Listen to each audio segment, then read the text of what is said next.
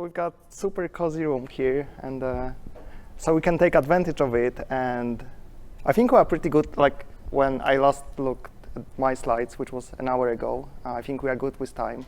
So we can make it more interactive. So if you feel like you've got questions in the middle, just feel free to stop me, and I will either tell you like, hey, I'm going to cover it later, or just like, you know.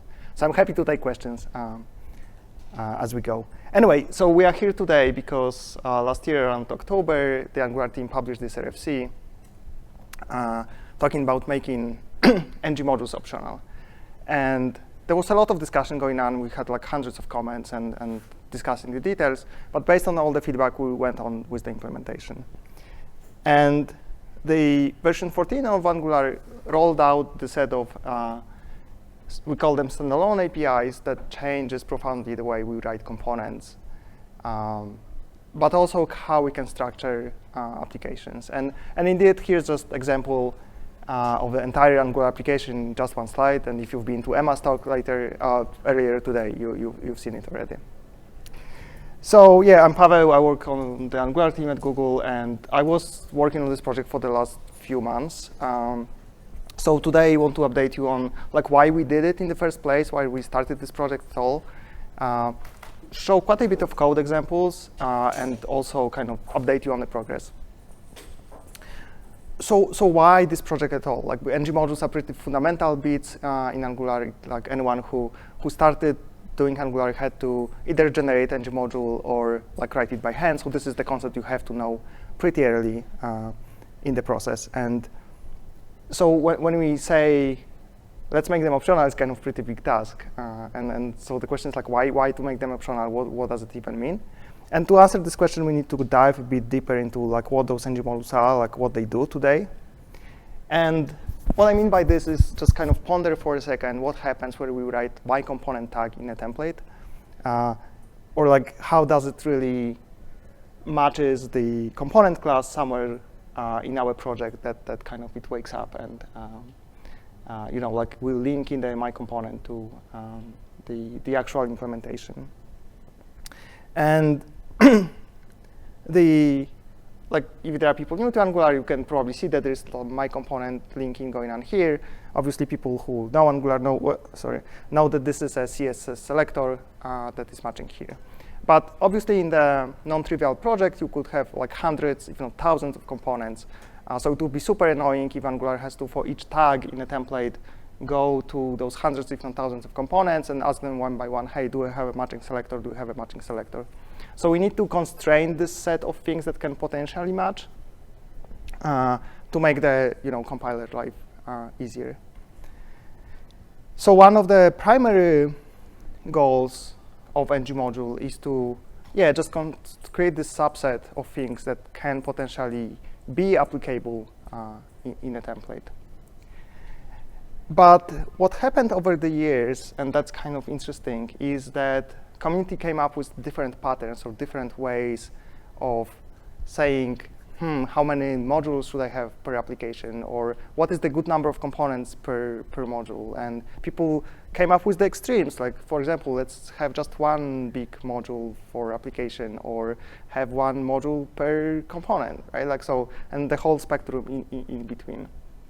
So in this sense, NgModules became sort of almost architectural pattern, like a backbone of our applications, which I find interesting.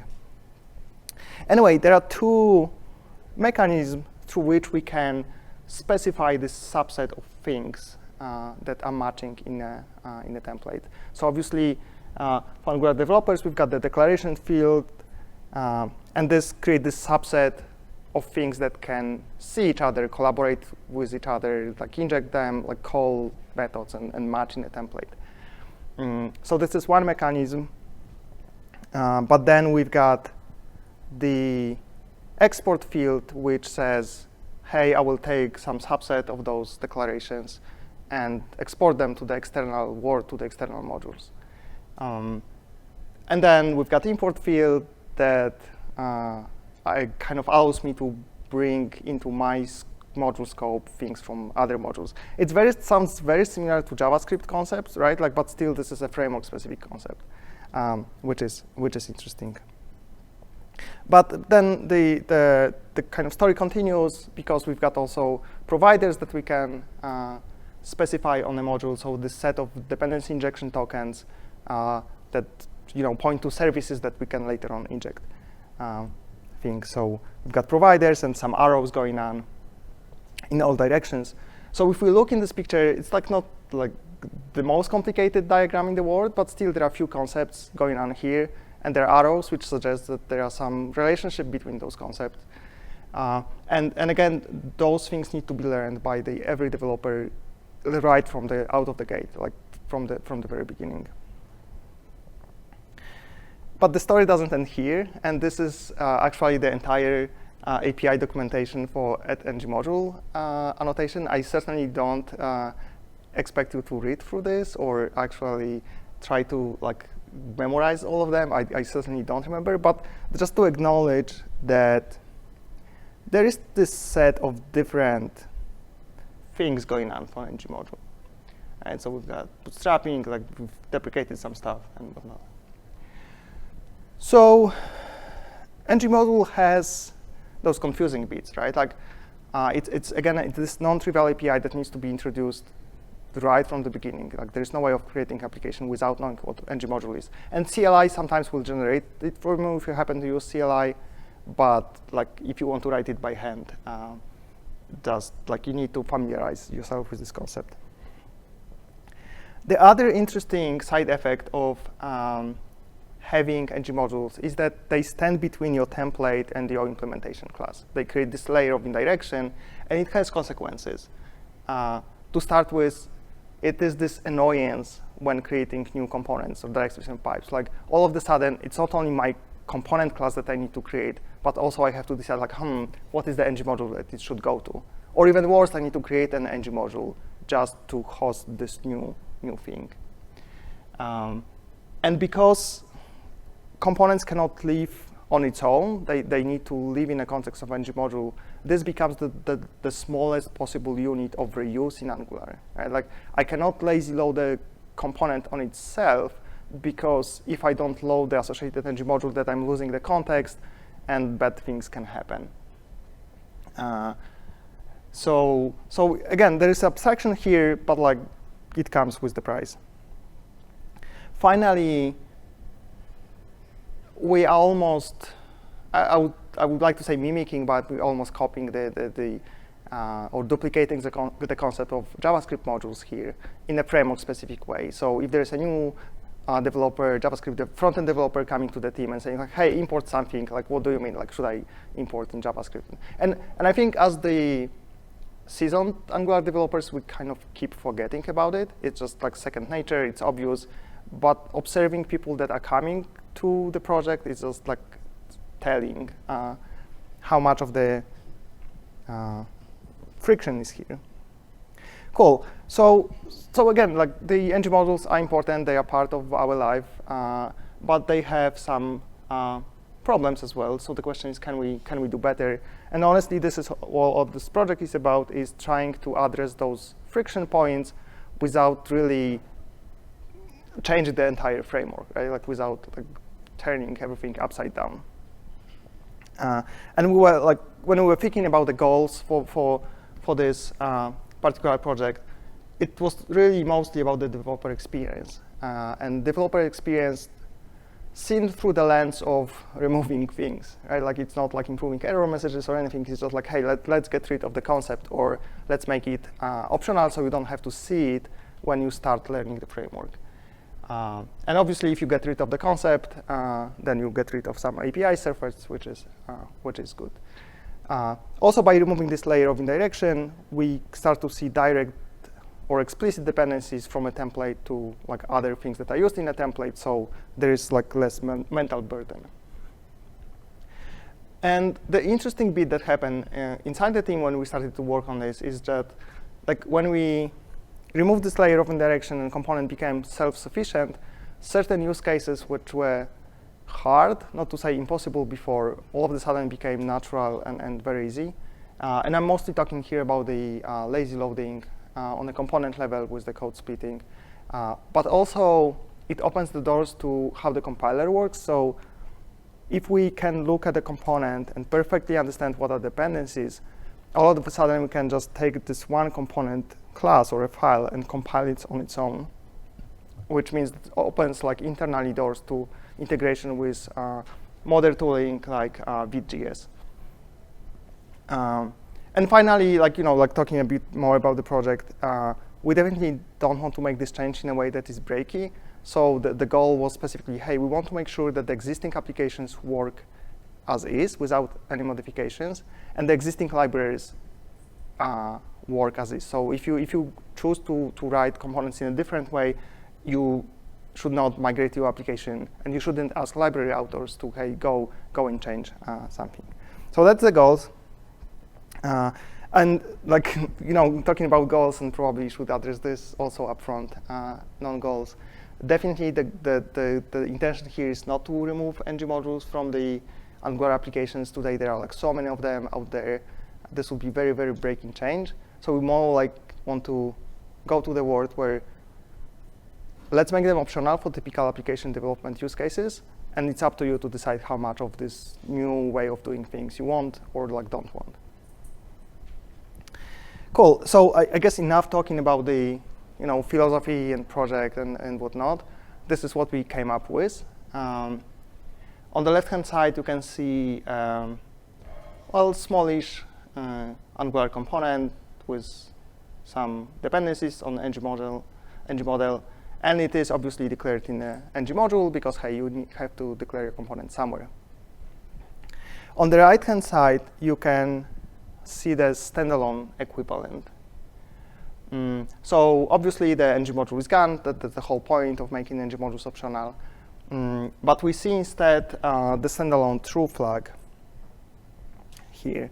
And it's kind of making a statement about components belonging to the NgModule world, or actually not belonging to it. So it's very strong stance, say, like, I'm standing alone. I don't have to do anything with NgModules. I'm not using any providers there. I'm not using any compilation scope. I'm on my own. But obviously, if we isolate ourselves from everything, the question is like, how do I manage dependencies? I was saying that the primary role of NgModule is to specify what is available in a template. So that's where the second field comes in. We've got the imports field, which directly specifies things that are possibly activating in this template. And honestly, that's the whole design. It took us several months to kind of come up with this and implement, but this is it. And there are some really cool properties of it, as we are going to see. But just to say, like, hey, you just know most of the standalone APIs by this point. So let's look at some more code examples just to get like the better feel for like this new way of writing components. You saw on the previous slide that a standalone component can import existing applications. Once again, like big goal, we don't want to go to library authors and tell them you need to modify them to be usable in standalone components. Like all the stuff that is existing deployed on NPM should work as is without any modifications. But standalone components can also import other standalone things. So in 14.2, we marked ngIf as standalone.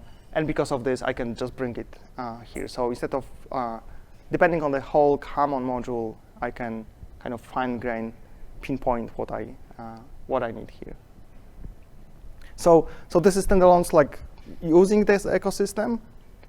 But also what we did is making sure that existing NgModules can import standalones. So that's kind of looking at the problem from the other end.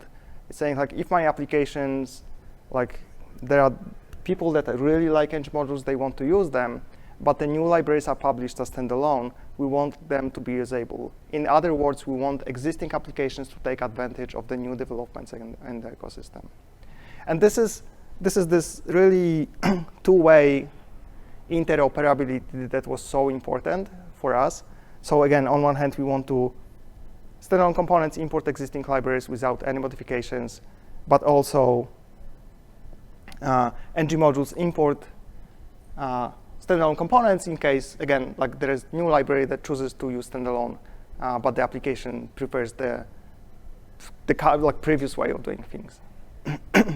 So really the hope is that since we've got this interoperability and we don't require people to modify anything, the hope is that like it doesn't result in the fragmentation in the ecosystem.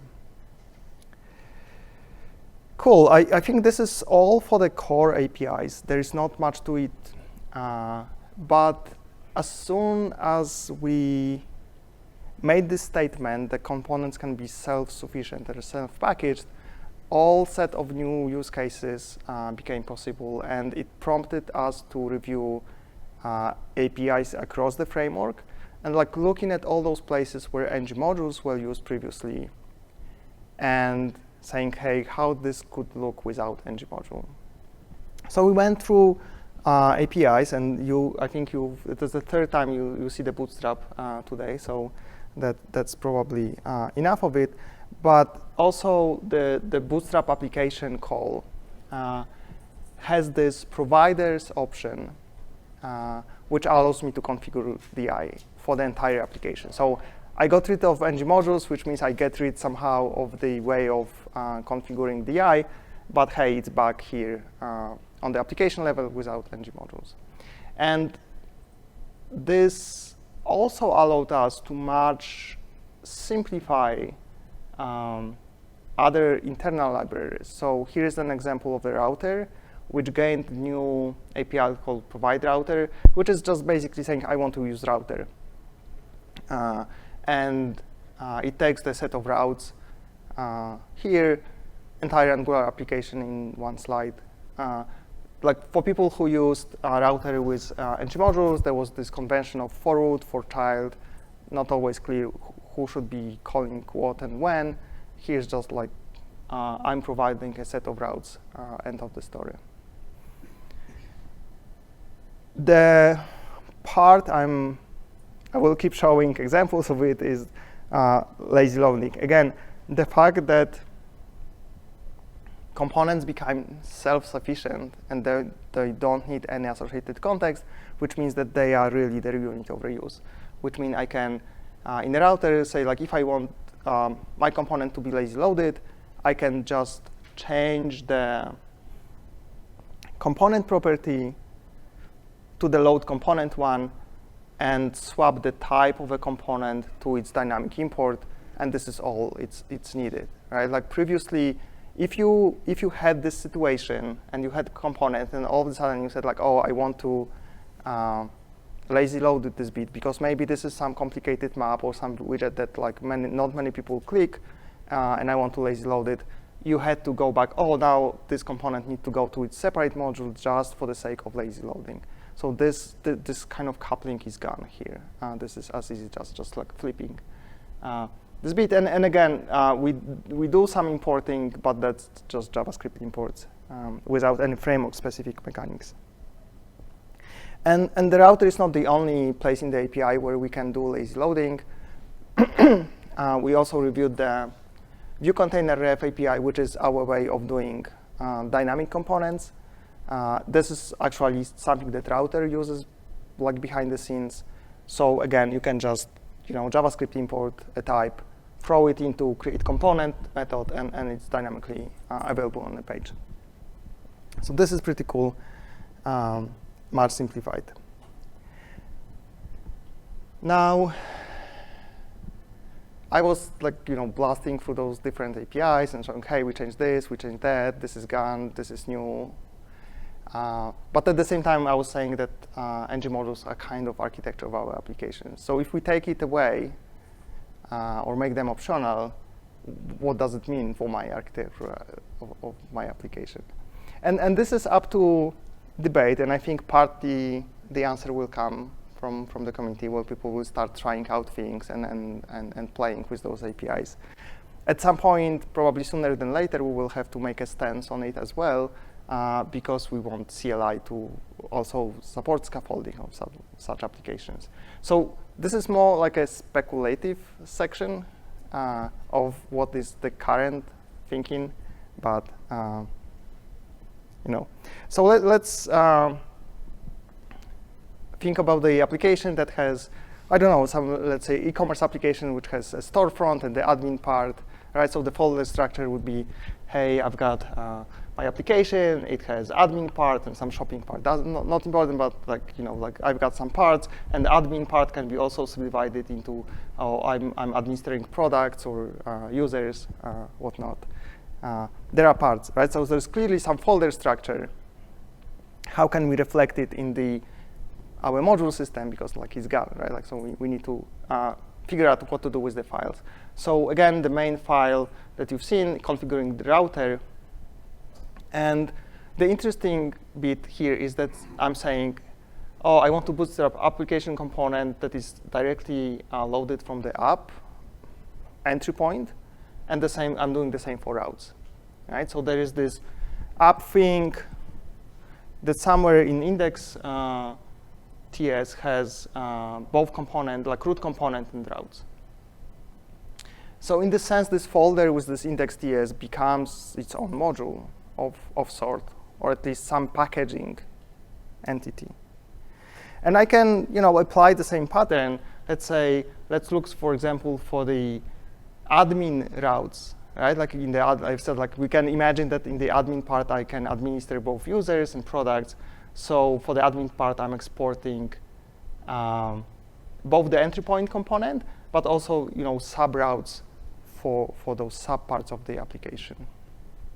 So again, the same pattern where index.ts file with the routing configuration becomes this kind of reusable unit that I can pull this folder somewhere, place some other place, and just change imports, and it should be all fine. And again, like the same story, like I can drill down into the, you know, the leaf. If I don't have components here, I'm on the very bottom of the user administration. Let's say I've got list and edit routes.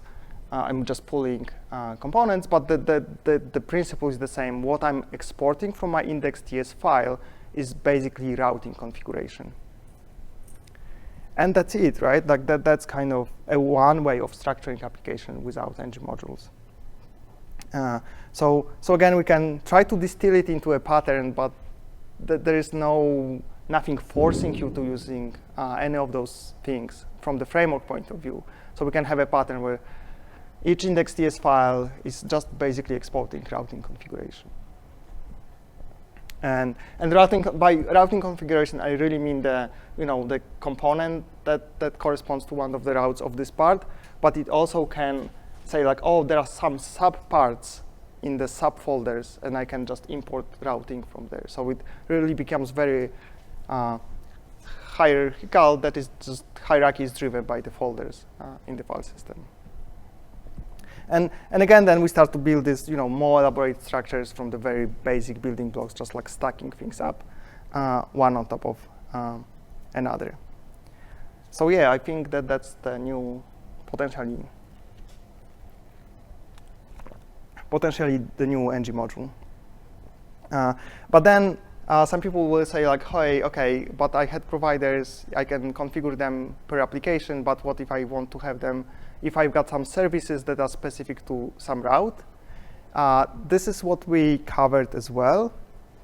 So from version 14, I don't remember which exactly, but we've got this new providers field on the route level.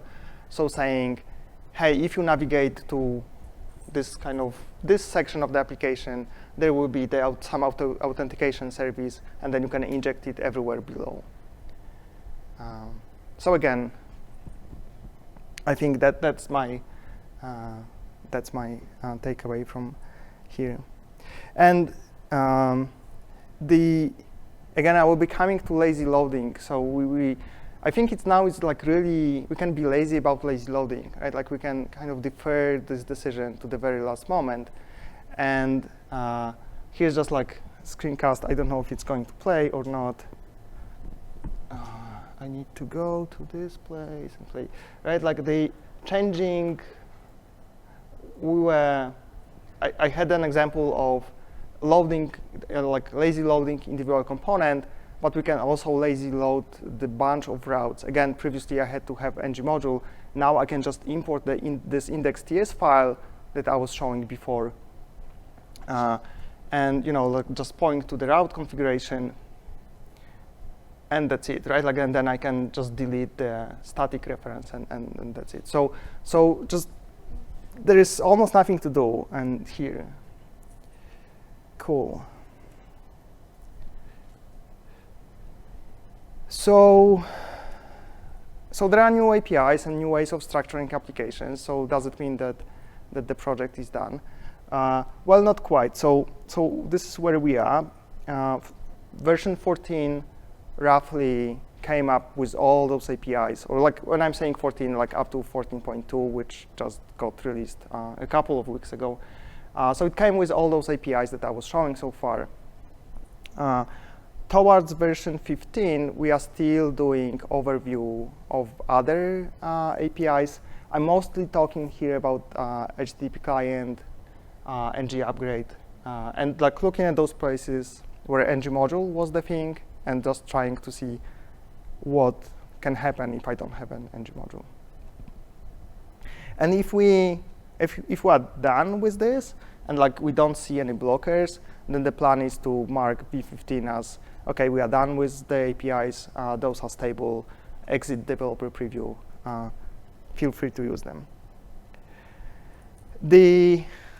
Still, it's not the end of the story. We will have the framework APIs, but then we want to kind of propagate this change or this new way of doing things throughout the ecosystem, or like just tooling around it. Mostly talking about the CLI, just having the full support for scaffolding, standalone architectures of some sort, not necessarily what I was showing here, but like some stance on like what do we generate. We're upgrading language service to also have some auto-completion and imports. I will show an example in a bit. Now, if the framework is changed and the ecosystem around is changed and all goes well, and there will be at some point a question like, what should be the default experience for the new Angular applications? Right? Like, should we continue? Like, if you don't pass any options, like, should we scaffold the NgModule-based applications or standalone applications in the future? And we don't know, honestly. That will be partly up to you to decide, and partly depending on like if we bump into any roadblocks or we hear that it's good, or and like we are getting some encouraging feedback. Like people talk about simpler, and I do agree that hopefully translates to some productivity gains. That's great, and this feedback is encouraging and keeps us going. But I think we are even more tuned into things that don't work, right? Like, because it's good to get patting on the back, but hey, like, just what can we? Are we on the right track? And part of the feedback for things that could potentially be looked into to improve is the imports array, right? Like we say that we can directly specify what a given component is using, but this thing can grow a bit, especially for big components that have many dependencies. And to some degree, it's expected because we want to have explicit dependencies here, but some people rightly point out that it is somehow mimicking, not to say duplicating, the type imports, JavaScript imports, right? So, hey, what can we do about it? And part of the answer will come from tooling. I mentioned that we are doing language service updates, and this is just basically having this ability to look at the unknown tags in a template, and like language service could provide a quick fix which would say, hey, you can just give me the, create the JavaScript import and also the import in the standalone array. So the tooling is being worked on. I think it's well on the way for like being fully functional in V15. But tooling will help with the mechanics, right? Like I just don't have to write those imports myself, but they will be still here in our code. So the question is, can we do even better than this? Can we, maybe we can get rid of this imports array altogether and only use something different. And the question is like, what this something different could be? So there are different paths of exploration. One is looking at the template syntax for control flow directive. So currently, all the control flow in Angular is fully customizable. I can write my own ngIf, ngFor, and so on, but like most people don't. So it's kind of more of an annoyance on a daily basis than a feature. We could either make ngIf special, ngIf, ngFor, and all those other things special, or in the sense that they would be always here without you needing to import them.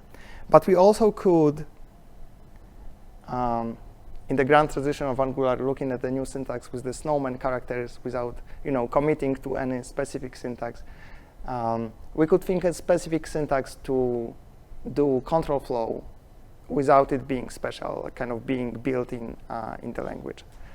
And I don't know what the snowman is.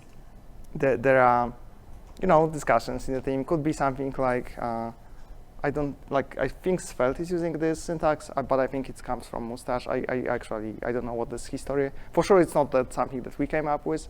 And again, this is not that we are publishing RFC tomorrow for this, but this is clearly something that we are discussing in a team. I've heard this being discussed in the community. I would love to discuss it with people. Again, not decided, not designed, but being discussed. Likewise, we could think how to better link the image component tag in a template, like this dash case thing here with the type. Again, in the grand tradition of snowmans, we would need some character or some other syntactical thing to say that this type is actually linked to a component tag. Not something we decide. There are some options. Obviously, probably the first one that comes to the mind is the GSX/Svelte-like syntax. I mean, it's not really like GSX only, right? Like Svelte is using string-based templates, but still have this mechanism. Not something that we decided, not something that we designed, but that's definitely the discussion happening in the team.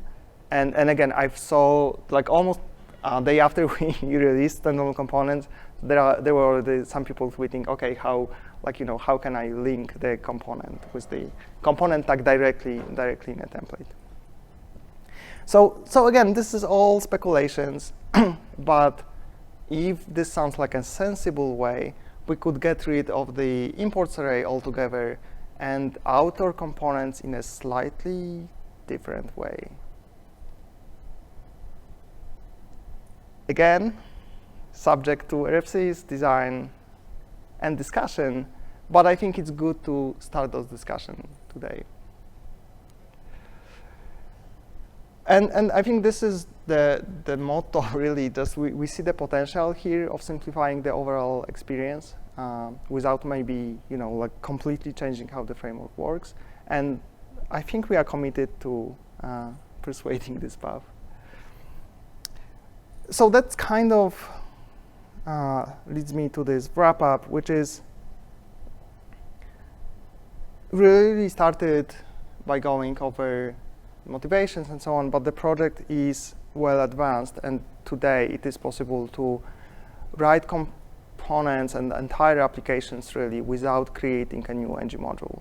You might need to use existing NgModules from existing libraries, but you don't have to author the new ones if it's your preference.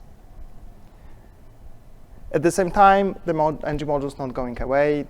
We are very much tuned into this backward compatibility story. Lots of thinking went into this. We just don't want to break the ecosystem. For sure, just use as much as little as you want. But again, we see the potential here, and you will probably see more discussion about it, more changes in the framework, more RFCs, just to see what can we do to make it simpler and simpler. And finally, if we succeed with all those changes, and if they are well received, and if we don't bump into roadblocks, then at some point we will come back and say, hey, what should be the default experience. And again, that's the discussion I would like to start today. So just feel free to grab me, or like we can cover it here during the Q&A, because that's all I've got today. Thank you so much.